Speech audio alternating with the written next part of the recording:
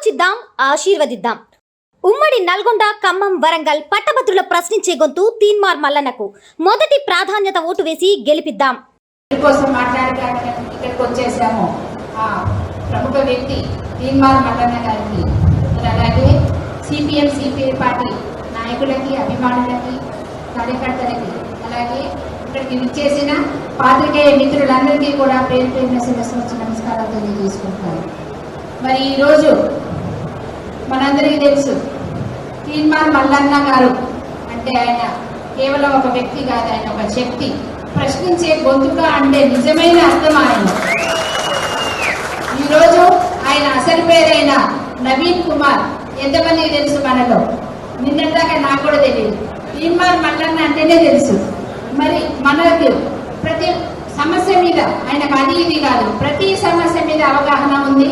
మరి ఆయన నిర్భయంగా తన మీడియా ద్వారా మనందరికీ తెలియజేశారు.